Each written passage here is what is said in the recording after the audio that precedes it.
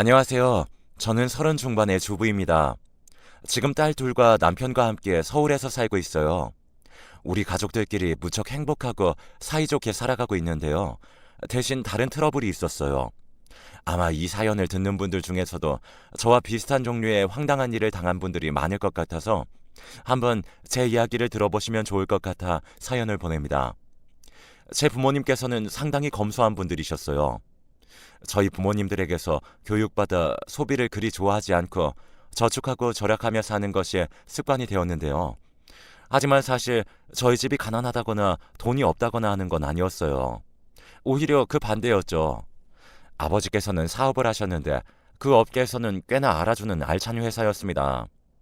제조업이라서 대외적으로 이름이 드러나는 회사는 아니었지만 공장도 여러 개였고 운용도 잘하셔서 내실이 있고 탄탄한 중소기업이었죠.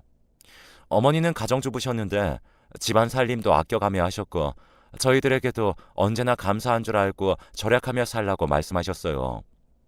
저희는 그래서 어려서부터 절대 모자라지 않은 환경에서 자랐지만 겉으로 돈이 많다고 과소비를 하거나 과시를 하는 버릇은 들지 않고 자랐습니다. 공부도 꽤 잘한 편이라 대학도 잘 갔고 직장도 나쁘지 않았어요. 20대 중반에 직장에 취업했는데 그때 처음 지금의 남편을 만났죠. 남편은 조금 우유부단한 성격이었지만 워낙 부드럽고 다정한 사람이어서 끌렸습니다. 성실하기도 했고요. 그래서 그때부터 거의 3, 4년을 사귀었고 20 후반쯤 되었을 무렵 결혼을 결정했습니다. 지금도 그때가 생각나네요. 당시 결혼을 결정하고 양가 집안의 상견례를 잡는데 남편이 조금 난처한 듯이 말하는 겁니다. 우리 엄마가 좀 성격이 있으셔서 상견례 할 때 무슨 이야기 듣더라도 너무 화내지 마. 아, 성격이 왜? 어떠신데? 좀 세셔. 다른 건 아니고 재수 씨한테도 가끔 말씀을 세게 하셔서 동생이 피곤하다고 하더라고요. 할 수 없지 뭐. 내가 중간에서 최대한 막아볼게. 그래도 남편은 솔직한 편이었어요. 남편의 동생, 그러니까 도련님은 이미 먼저 결혼한 상태였는데 동서에게도 꽤 여러 가지로 말씀이 많았던 모양이더라고요. 그래도 저는 남편이 좋아서 그 사람 하나만 보고 결혼하려는 거라 어느 정도면 참을 생각이었죠. 저는 시댁과 결혼하는 게 아니라 남편과 결혼해 가정을 이루려는 거였으니까요. 그래도 생각보다 상견례 현장은 부드럽게 지나갔습니다. 시부모님 되실 분들은 남편의 경고와는 달리 별다른 말씀이 없으셨어요. 남편이 미리 언지를 해두어서 긴장하고 있던 저도 다행이라 생각하고 한숨을 쉬었죠. 저희 부모님도 당연히 예의 바르게 말씀하셨고요. 그런데 상견례 자리가 끝나갈 무렵 시어머니가 말씀하시더라고요. 저희 아들이 유복하고 넉넉하게 자라서 할 수 있는 게 많이 없어요. 앞으로 잘 도와주셔요. 암요. 그럼요. 저희 딸도 할 줄 아는 건 없지만 둘이 돕고 살면 얼마든지 잘 살 거예요. 그래도 며느라기는 혼자 할 줄 아는 게 많을 것 같네요. 원래 좀 쪼들리면서 자라면 혼자 뭐든지 잘하거든요. 시어머니가 호호 웃으며 말씀하시는데 부모님 얼굴이 굳어지는 게 느껴졌어요. 저 역시 얼굴이 굳어 있는데 옆에서 바로 남편이 시어머니를 부르더라고요. 어머니 왜 그래요? 아유, 우리 며느라기가 너무 마음에 들어서 말이야. 아유, 그래서 칭찬한 거란 말이야. 똑똑하고 야무져 보여서. 시어머니는 정말 아무런 의도도 없다는 듯 태연했어요. 말씀을 생각 없이 하시는 편인 건지 아니면 일부러 저와 부모님을 무시해서 기를 죽이려는 건지 분간이 안 돼서 그때는 일단 참고 넘어갔죠. 어차피 결혼하고 나면 매일 같이 살 것도 아니고 이 정도는 참아야 한다고 생각했거든요. 그래서 상견례도 무사히 마치고 결혼까지 했어요. 그때까지도 시어머니는 간혹 신경에 거슬리는 말씀을 하셨지만 그래도 뭔가 본격적으로 저한테 싫은 소리를 하거나 하진 않으셨어요. 주변에 결혼한 친구들을 보면 그보다 훨씬 나쁜 시어머니들도 많아서 저는 이 정도면 괜찮다고 생각했죠. 시댁은 재산이 좀 있긴 했어요. 그렇다고 많은 건 아니고 시부모님이 사시는 아파트 하나와 경기도에 주택 한 채가 있었죠. 시부모님은 이미 자신들은 노후 대책이 되어 있고 아파트에 주택까지 있다는 것에 상당히 자부심이 있으셨어요. 결혼 전에도 가끔 이 재산을 누구에게 줄까 한다 라면서 간 보는 것 같은 말씀도 많이 하셨고요. 남편은 그런 시부모님을 탐탁치 않아 했는데 부모님이니 어쩔 수 없었죠. 문제는 결혼을 하고 난 다음 바로 발생했어요. 결혼 후 바로 맞이한 설날 첫 명절이니만큼 저는 시댁을 가서 잘해보려고 한복까지 차려입고 남편과 함께 갔어요. 젊은 며느리지만 그래도 앞으로 시부모님과 시댁 식구들과 잘 지내보고 싶었거든요. 어쨌든 새로운 가족들이 생긴 거니까요. 가자마자 저는 열심히 전도 부치고 설거지도 하면서 부엌에서 일했어요. 시어머니는 부엌으로 들어와서 가끔 들여다보고 잔소리를 몇 마디 하고 나가신 게 전부였지만 저 역시 요리도 잘하는 편이었고 살림도 곧잘 했다 보니 혼자서도 어떻게든 식구들 식사 준비를 마쳤어요. 제가 일을 하고 있으니까 남편이 들어와서 도와준다고 이것저것 하더라고요. 도련님 부부는 아직 안 오셨어? 일 때문인가 했는데 사실 재수 씨가 일하기 싫어해서 명절날 일찍 오는 일이 거의 없어. 물론 시댁에 와서 일하기 당연히 싫겠죠. 이해는 하지만 그 때문에 제가 전부 해야 하니 그건 조금 섭섭했어요. 저도 매번 명절에 이러진 않을 것이니 그 정도는 이해해야겠다 싶어서 별다른 말 없이 그냥 고개만 끄덕였어요. 그런데 잠시 뒤에 남편이 설거지를 해주겠다며 고무장갑을 집어드는데 시어머니가 들어오셔서 화들짝 놀라시는 거예요. 어머, 너 뭐 하는 거니? 설거지 하려고요. 너무 혼자만 일하는 것 같아서. 무슨 소리야? 결혼하고 첫 명절인데 이 정도는 하는 거지. 너 빨리 나와라. 아버지가 바둑 두자신다. 어머니, 너는 빨리 아버지한테나 가. 그럴수록 새아가가 일을 못하잖니. 시어머니는 제게 눈치를 주면서 남편의 등을 밀었어요. 저도 어쩔 수 없이 남편 팔을 밀어줬죠. 오빠, 가서 아버님하고 오랜만에 대화도 나누고 그래. 남편은 못마땅한 눈치였지만 시어머니가 너무 강경하게 말하자 끌려나갔어요. 어떻게든 식사 준비가 끝나고 저는 갈비며 잡채며 준비한 음식들을 전부 거실에 놓인 상으로 내어갔어요. 허리가 끊어질 것 같았죠. 저희 두 사람이 먹던 걸 준비하는 것과 시부모님, 저희 도련님 부부까지 총 6명이 먹을 식사를 준비하는 건 차원이 달랐어요. 허리가 아파서 제대로 펴지도 못하고 식탁을 다 차렸는데 그제서야 벨이 울리고 도련님네 부부가 들어오더라고요. 동서는 손에 싸구려 식품 선물 세트 하나를 들고 들어와서 마루에 놓더니 시부모님께 살랑거리면서 인사했어요. 그리고 제 쪽을 보고서는 싱긋 웃는데 뭔가 기분이 좋지 않더군요. 어머, 형님 먼저 오셨구나. 몰랐어요. 동서는 쪼르르 식탁 앞으로 달려가서 앉고서 자기 남편도 불러서 같이 앉았죠. 저는 그때도 계속 음식을 나르고 있었어요. 화가 났지만 일단 저는 결혼한 지 얼마 안 된 진짜 새색시라 동서한테 뭐라고 할 정신이 있지 않았기에 먼저 이번 명절부터 치르고 보자 했어요. 시부모님도 자리에 앉은 뒤 식사가 시작되었지만 저는 뒷마무리를 하느라 시간이 좀 지나서야 앉아서 한술 뜰 수 있었죠. 남편이 얼른 먹으라고 부르지 않았다면 그조차도 더 늦어졌을지 몰라요. 그때 시어머니가 그러시더군요. 이번에 집값이 많이 올랐다더구나. 네, 어머니. 부천에 있는지 말씀하시는 거죠? 밥만 먹고 있던 동서가 재빨리 대답했어요. 시어머니는 뿌듯한 얼굴로 이어 말씀하셨습니다. 그래, 이번에 거의 1배 반이 올랐어. 우와, 축하드려요. 집값 진짜 비싼데 어머님 아버님이 워낙 잘 버시고 관리도 잘하셔서 집이 2채나 있으시니 아유, 무슨 운이 좋은 거지. 시어머니가 기분 좋다는 듯이 웃었어요. 동서가 약삭 빠르게 아부하는 걸 보면서도 저는 별말 없이 숟가락만 움직였어요. 너무 지쳐서 아예 뭔가 말할 힘도 없었거든요. 우리가 재산 있어 뭐 하겠니? 결국은 너희한테 가는 거지.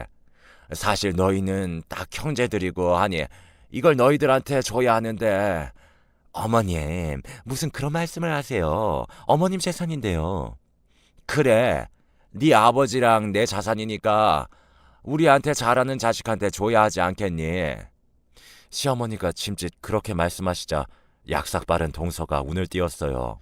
동서는 큰 갈비대 하나를 얼른 국물에 적셔서 부모님 그릇에 놓아드리며 속삭거렸죠.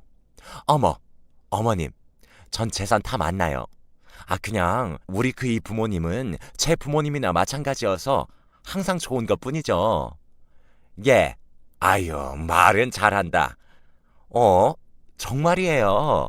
제가 그간 유일한 며느리라고 하신 거 잊으신 거 아니죠? 물론 어머니께서 너무 최고의 시어머니이시기도 했지만요. 동서가 까르르 웃으면서 어머님한테 계속 아부했어요. 도련님도 재산 이야기에 솔깃했는지 헛기침을 하면서 말을 했고요. 엄마, 사실 우리 집사람이 나 이번에 보너스 나오면 절반 딱 떼어서 엄마 드리자고 했어. 우리 들어간 직장에서 인센티브 준다고 했거든. 업무 인센티브도 나온대. 절반을 준다고? 시어머니는 반색하셨어요. 도련님은 나이가 20 후반이었지만 정착 못하고 여러 직장을 전전하다가 지금 직장에 들어간 지 몇 달 안 되었거든요. 시어머니는 신나서 말씀하시더니 저를 보면서 화를 내셨어요. 그래, 어른한테는 네 집사람처럼 사근사근하고 싹싹해야지. 너희 형수처럼 그러면 안 되는 거란다. 어머니, 지금껏 일한 사람한테 무슨 말씀이세요? 무슨 말이긴? 지금 그 정도 가지고 일한 거라고 유세더니? 나 때는 이런 밥상 정도는 숨 쉬는 것처럼 차려냈어. 아이고, 저런 걸 일이라고 하면 안 되지. 저는 순간 너무 어이가 없고 숨이 막혀 말도 안 나왔어요. 기껏 차려놓은 밥상에서 식사를 하면서 한다는 말이 저런 거라뇨. 거기다 솜씨가 어쩜 이러니? 갈비가 너무 덜 끓어서 질기잖아. 잡채는 짜고. 제가 할 걸 그랬어요. 어머니, 제가 음식은 좀 잘하는데. 그래, 네가 음식을 더 잘하긴 한다. 세기는 그리 잘 사는 집에서 자란 것도 아닌 애가 요리를 어쩜 이렇게 못하니? 시어머니는 혀를 차면서 고개를 저으셨어요. 저는 어처구니가 없었지만 결혼한 지 몇 달 되지도 않았는데 첫 명절에 목소리 높여 싸우기도 싫어서 그냥 입만 다물었죠.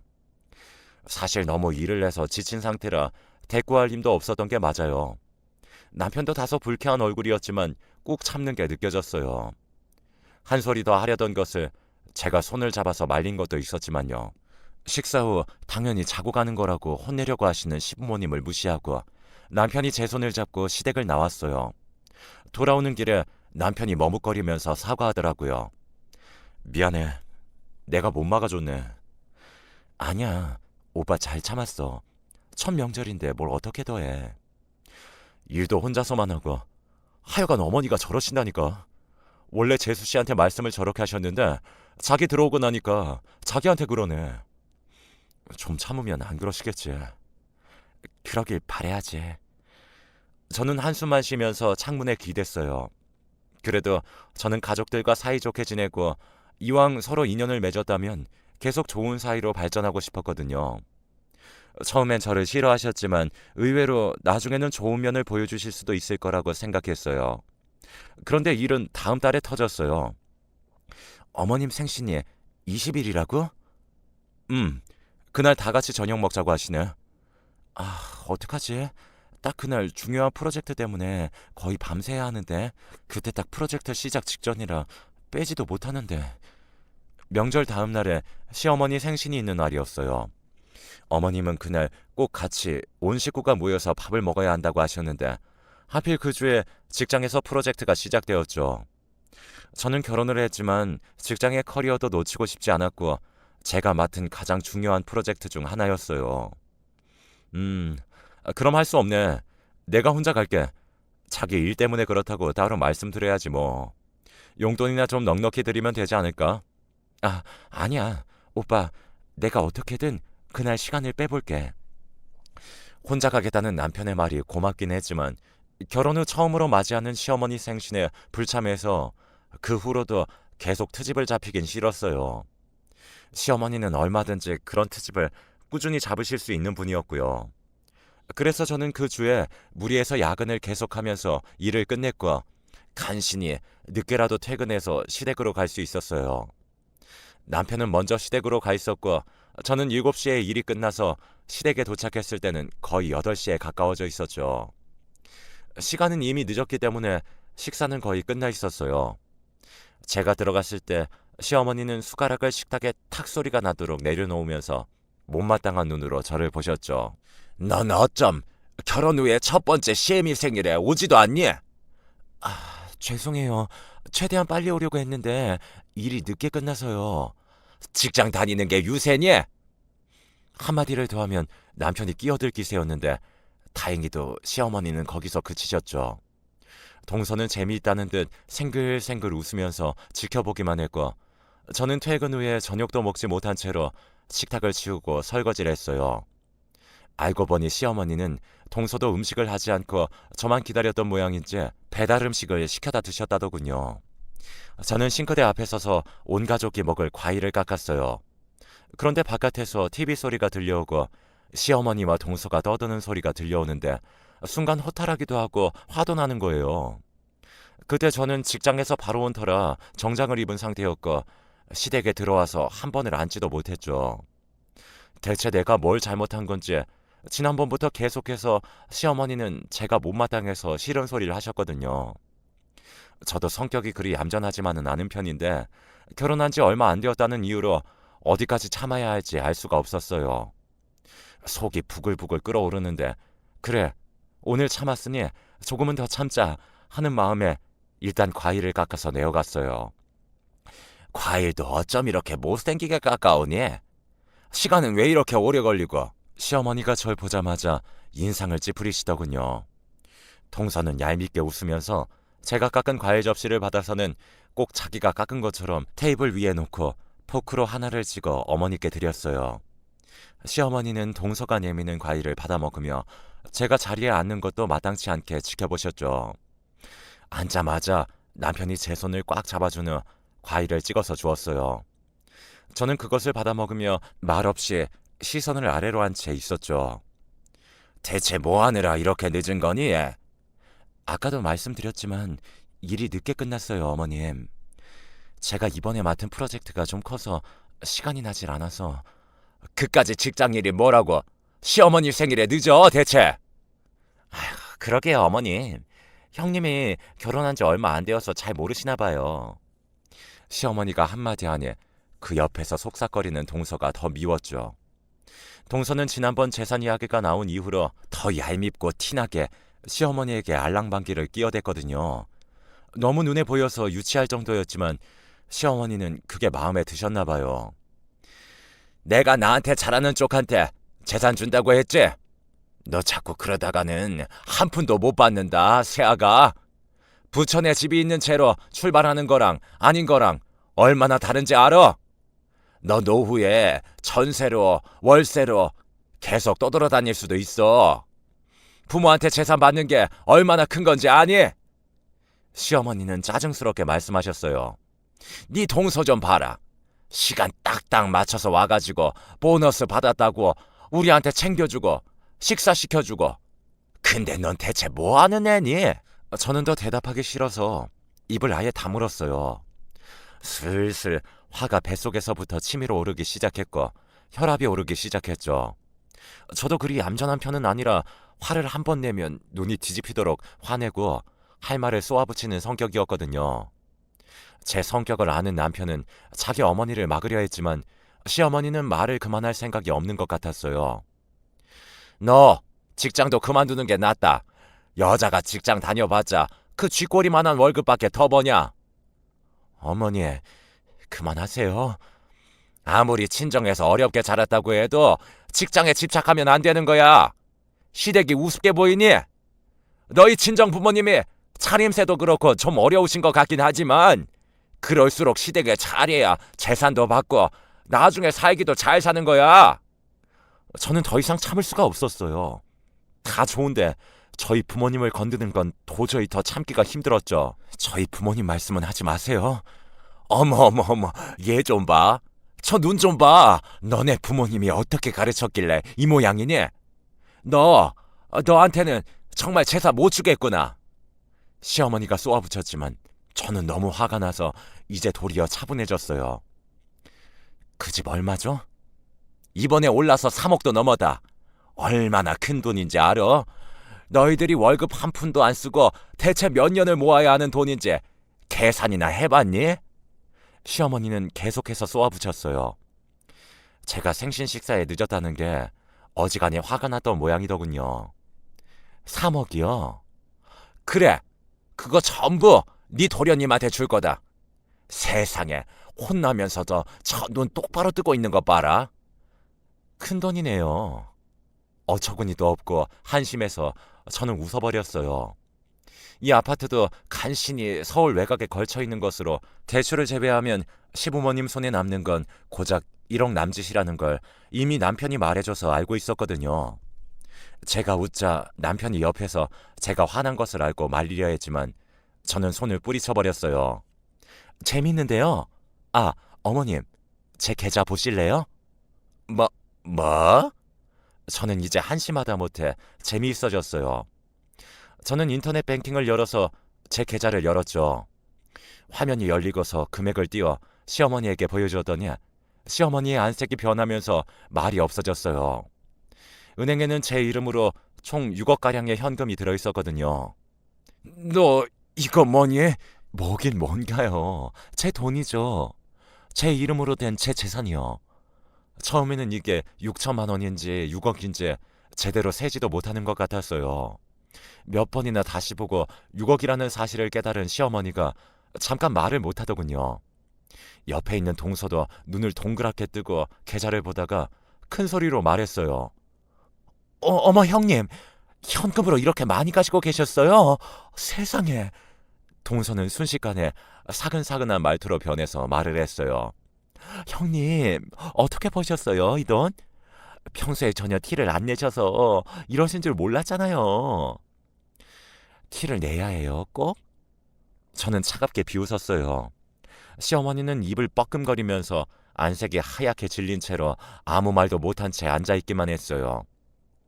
저 이거 말고도 서울 안에 아파트 2채 제 이름으로 다 되어 있어요. 아파트 2채? 서울 안에? 네, 마포하고 강남에 한 채씩이라 말씀대로 집값이 많이 올랐더라고요.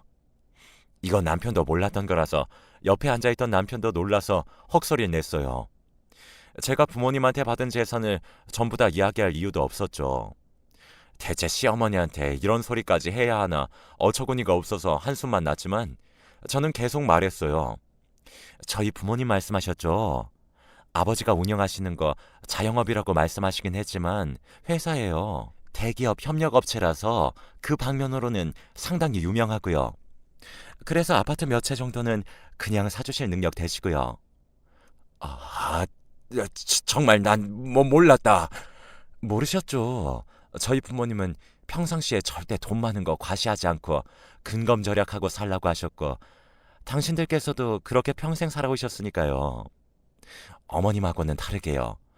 잠깐만, 그게 아니라 그리고 죄송하지만 제가 직장에서 받은 월급 그렇게 쥐꼴이 아니에요. 몇 년 안 모아도 어머님의 그 부천 시집보다는 많이 모을 수 있을 정도고요. 쥐꼴이라면 어머님 재산이 쥐꼴이겠죠?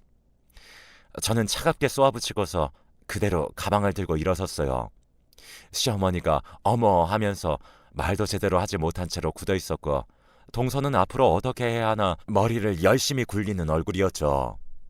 처음에는 잘 지내보려고 했지만 이제는 더 참을 필요도 없었죠. 저는 그대로 뒤돌아서 돌아보지도 않고 나와버렸어요. 남편도 급히 저를 쫓아나왔고 뒤에서는 어머님이 뭐라 하는 소리가 들려왔지만 신경도 쓰지 않았죠. 정말 화가 너무 나서 쏘아붙였지만 후회는 없어요. 제가 참을 수 있는 데까지 참았지만 친정 부모님까지 건드리는 건 너무나 선을 넘었으니까요. 그리고 그 이후로 저는 아예 시댁에 가지 않았어요. 그 직후 시부모님한테 전화 연락이 불이 나도록 오긴 했지만 하나도 받지 않았고 저도 전화하지 않았어요. 남편한테 연락은 하시는 모양이지만 남편도 심드렁했죠. 항상 어머님의 그런 면을 못마땅해 했으니까요. 시댁에 가든 말든 뭘 하든 남편은 항상 아무런 말도 하지 않고 제 행동을 수긍해줬죠. 결혼 후 1년이 지난 뒤에 아기가 태어났지만 이번 추석에도 가지 않았어요. 동서는 그 후 저한테만 잘 보이려고 노력하더군요. 어떻게 돈이라도 제게 빌려보려고 열심히 아부하고 입을 털었는데 저는 동서 하는 거 보고 돈을 빌려줄지 말지 결정하겠다고 대놓고 말했어요. 하지만 당연히 행동은 무슨 별 생각도 없이 빌려주지 않을 생각이에요. 시어머니도 남편에게 전화해서 손주 보고 싶다고 노래하는 모양이지만 제 알바도 아니고요. 재산을 가지고 자식들을 휘어잡으려는 부모가 있죠. 저도 그런 것은 말로만 들었는데 정말 제 이야기가 될 줄은 몰랐어요. 친자식이든 아니면 사위나 며느리이든 서로에게 대하는 것은 재산이 아니어야 한다고 생각해요. 만약 비슷한 일을 겪고 계신 분이 있다면 저의 이야기가 위로 혹은 타산지석이 될 수 있기를 바라며 이만 사연 마치겠습니다.